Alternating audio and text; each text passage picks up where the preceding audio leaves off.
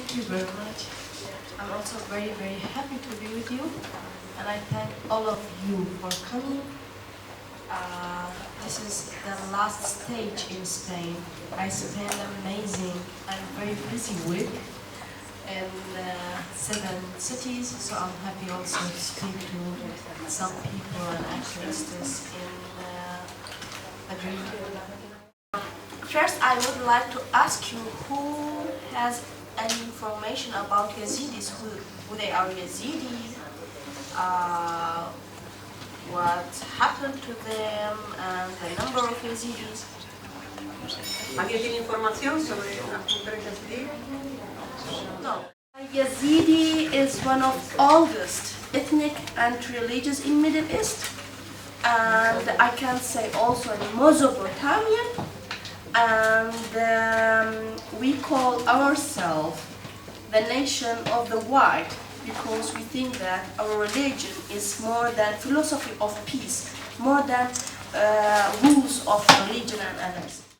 We respect, or I can say believe in nature. For that, Yazidi is saying they are the first community or religion in Middle East that they know that there is a creator for this world.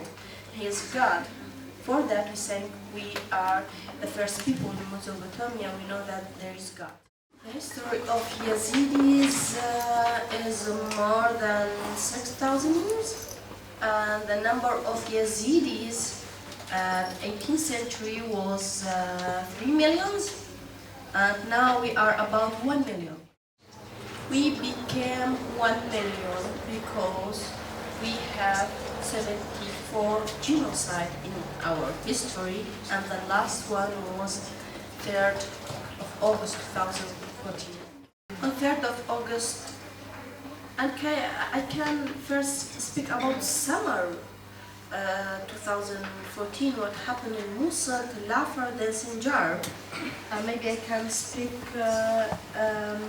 for 2 minutes. Sure.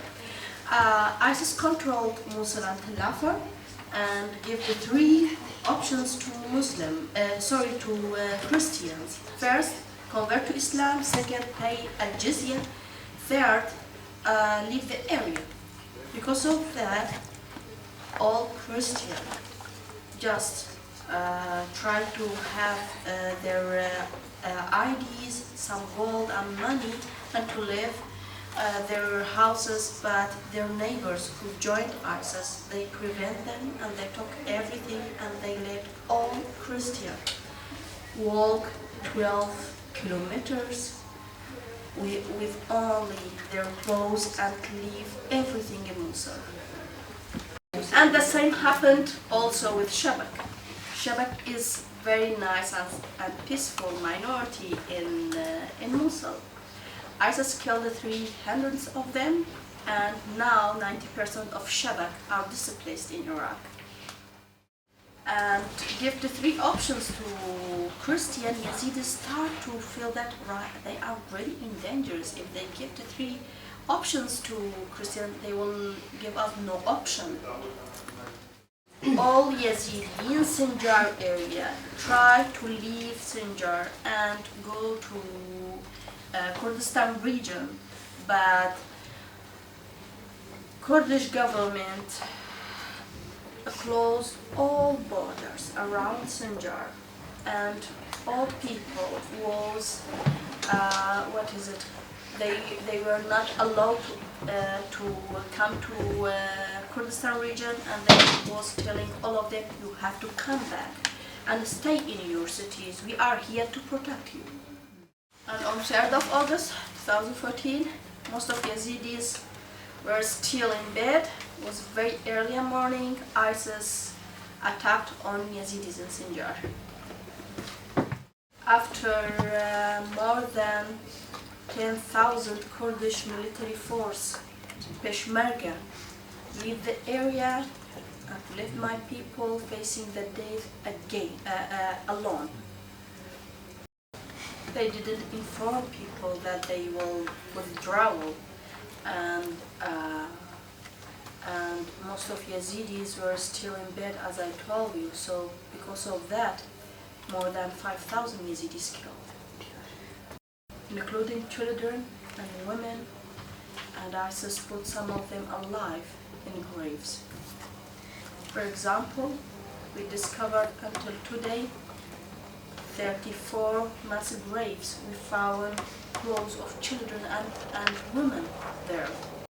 Also, on 15th of August 2014, ISIS killed 712 men in CONTRA village. And they kidnapped all women and children, and the number of them, I think, more than 2,500. In 2 weeks, at August, dozens of children, old women, and also people who they were sick passed away on the mountain without food and water. Do you know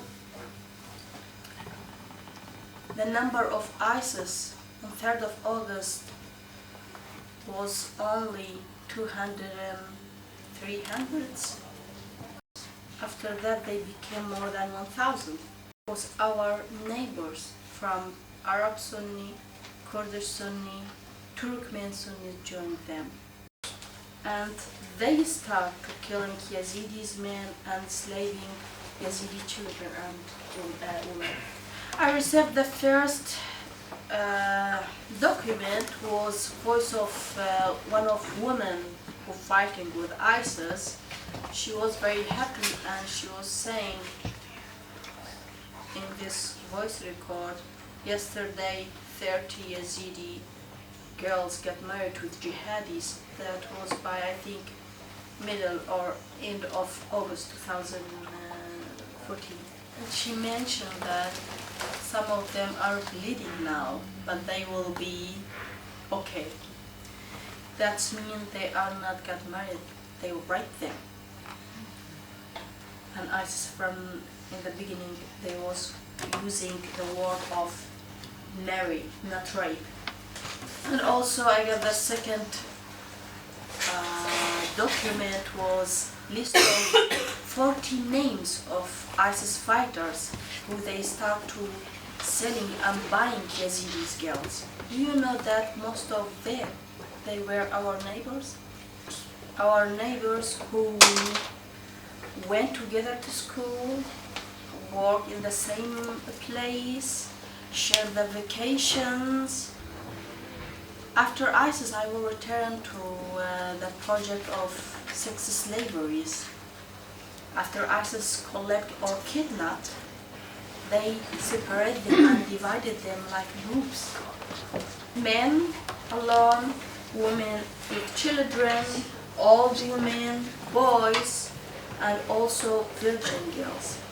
And in the beginning, ISIS said that we will marry with virgin girls. So some of girls said, we are married and we have children. So ISIS brought women doctors and they make virginity tests for all of them. Some of them was trying to kill themselves by scarf, and they was crying and screaming all the time. ISIS was giving them and pushed them to take unknown pills. And also ISIS make abortion for pregnant women who they are in first until 4th month by raping them, tie them with windows or bed and beating them with wires, with belt, with cables. Because of that, some of pregnant women also die. ISIS kept men from August 2014 until March 2015. They use them like slaves. Then they collect all of them and kill them in Telafa area. It's also separated boys who they are over 6-7 years until 16 years. And they put all of them in training camp. They teach them a Sharia 5 hours every day. and they was collect all of them until today, collecting all of them in big hall and showing them videos how to cut bodies, how to fight in battles.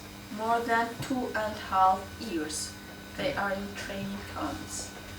Little children, some of them, ISIS really changed them and make brainwash.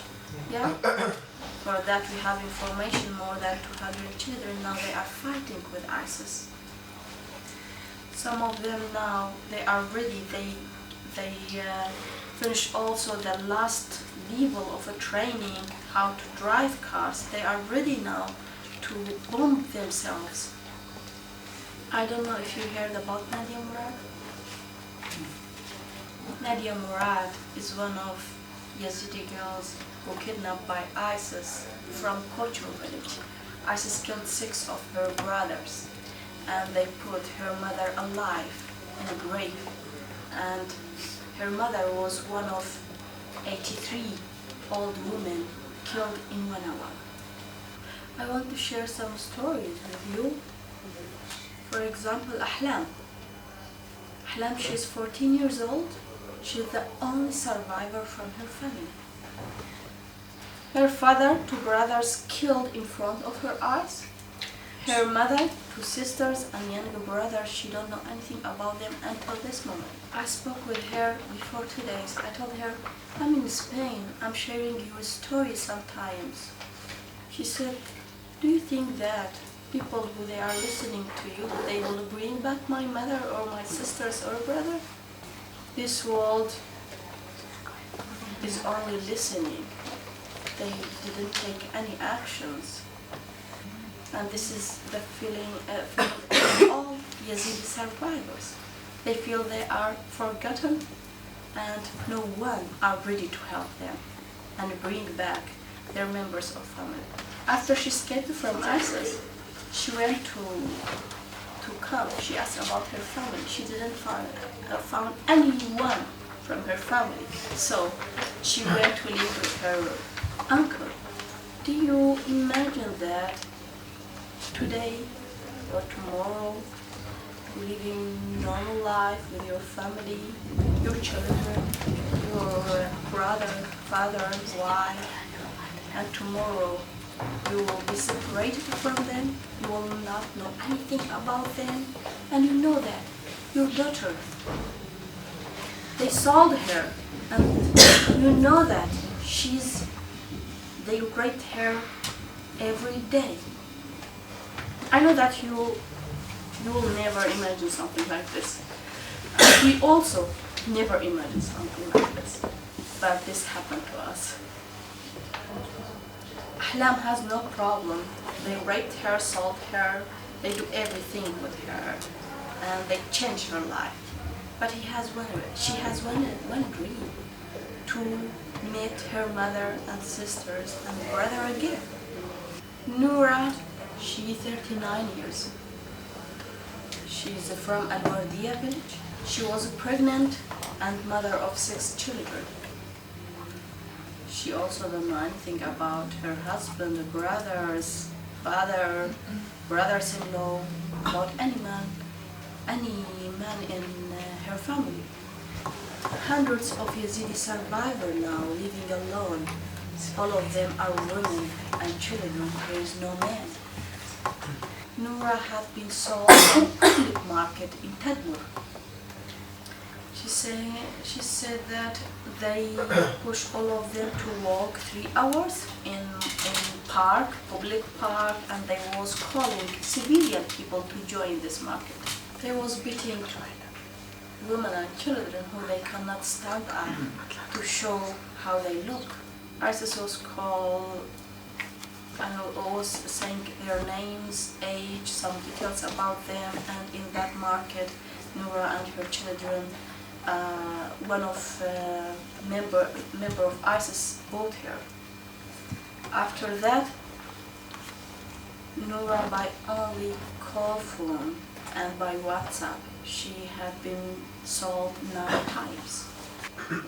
One of ISIS put her and her children in empty house for 1 week without food and water. At that week, her son born in front of her children, and her children saw her covered with blood. They didn't understand what is going with their mothers. They thought that she's dying. They was crying and beating the windows and asking for help.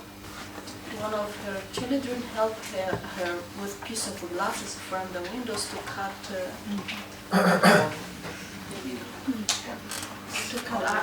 I forget what's the name. The umbilical cord. Yes.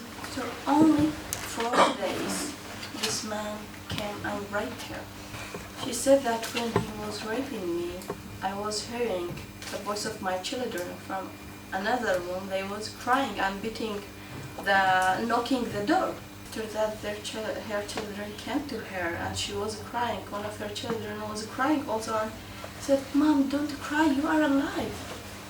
Her children didn't understand what is going with their mother. They separate her son. He is 8 years old. They put him in training camps and they teach them everything about killing, hitting. And one of time he visit her.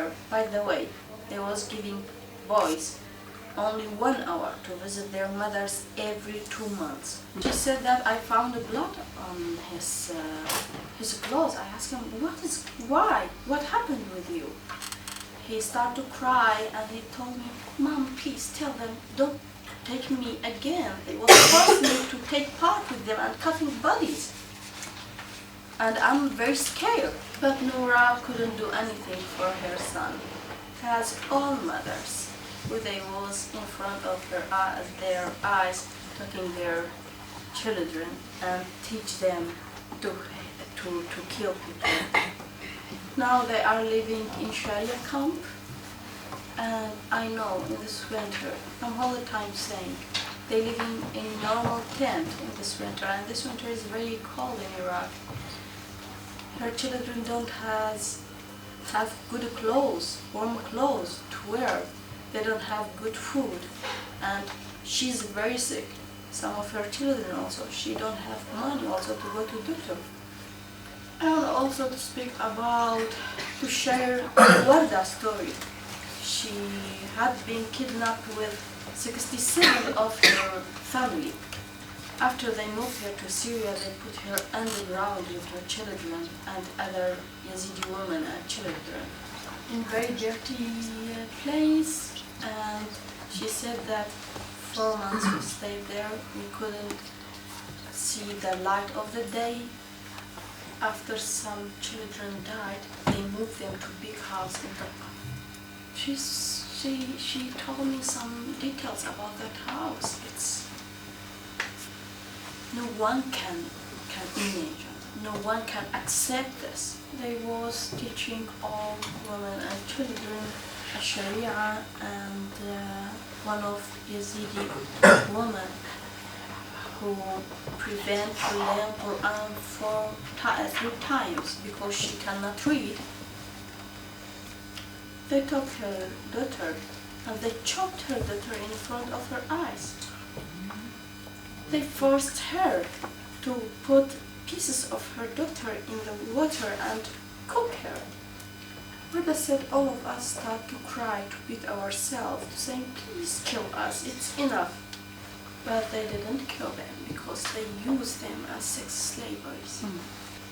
At the same house, underground, they was killing people. And they was pushing all of them to go there and watch. In one of time, they forced her young child to rise eyes of some of bodies there.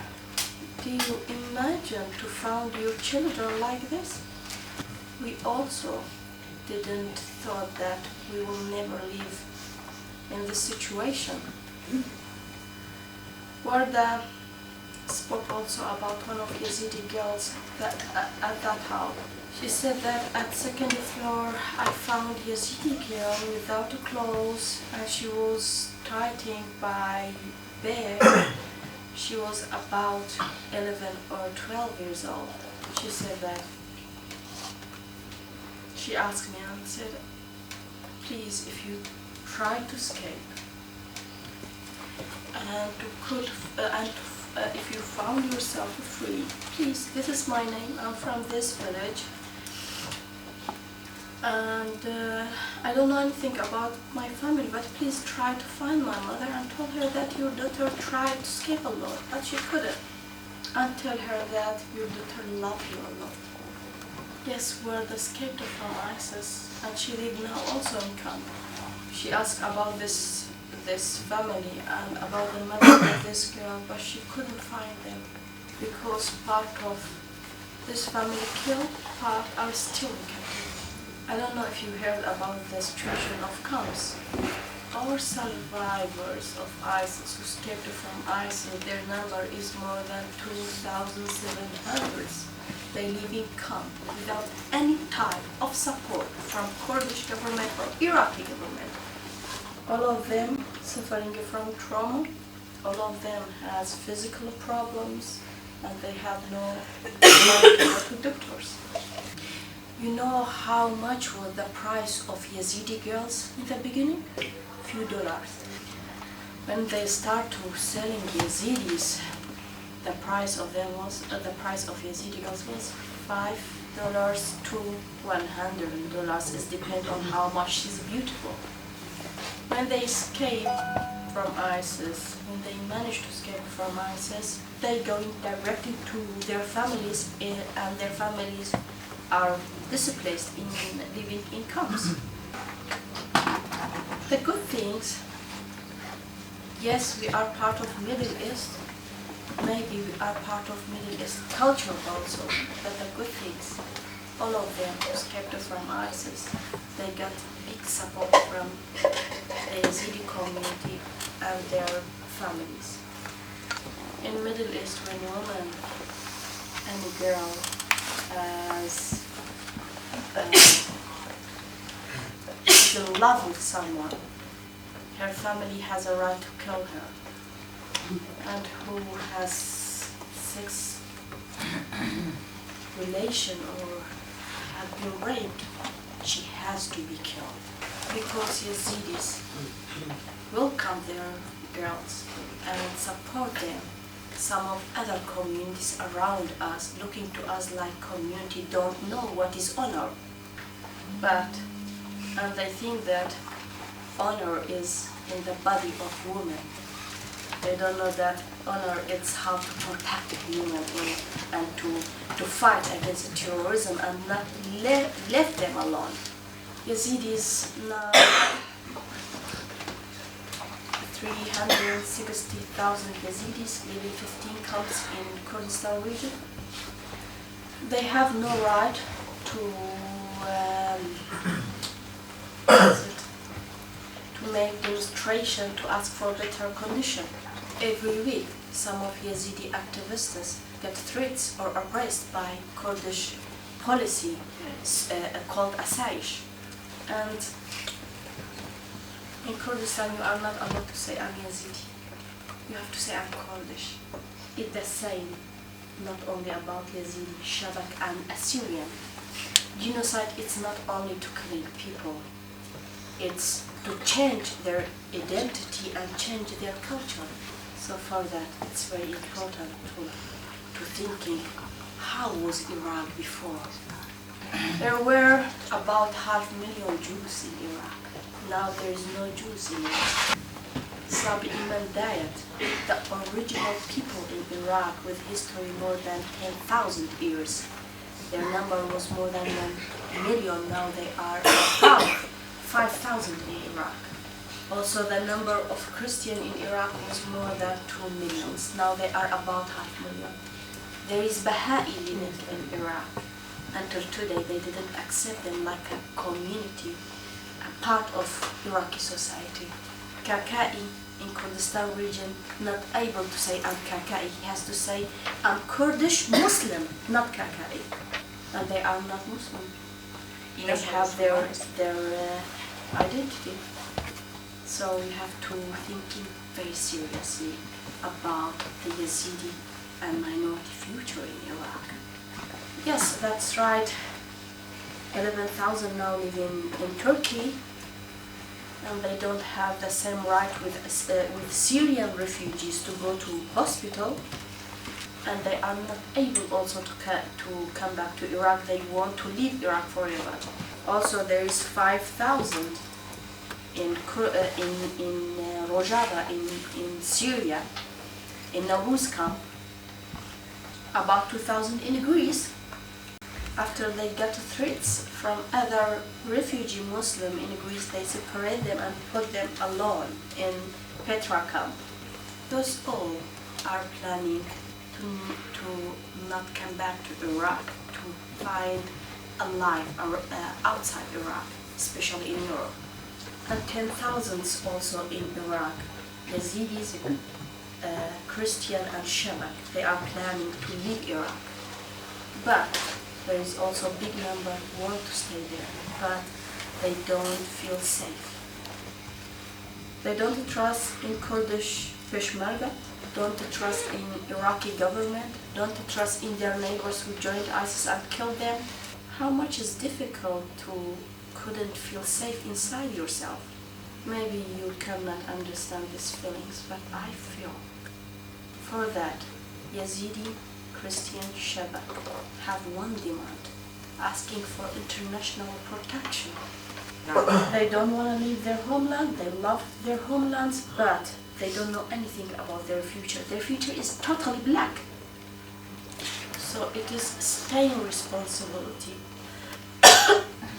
European countries' responsibility to support this demand. Because who joined ISIS and killed Yazidis and Christians, they are not only from Muslim and Arab countries.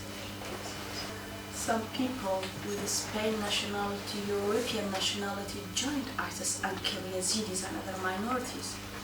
For that, it is Spain and other governments in Europe responsibility to thinking about solution and support the Yazidi and minorities' demand to have international protection and to push Iraqi and Kurdish government to give guarantees that they will be safe in the future. Who believe in justice? Who from you believe in justice? I think any human believe in justice, all of us, and we all looking for justice. I believe, like all minorities in Iraq, in one sentence, there is no peace without justice. For that any human believing justice has the responsibility to support our demand, to deliver the Yazidi case, the ISIS crimes case to ICC, International Criminal Court, and to bring perpetrators who killed Yazidis, killed other people in Iraq and Syria, to bring them to justice.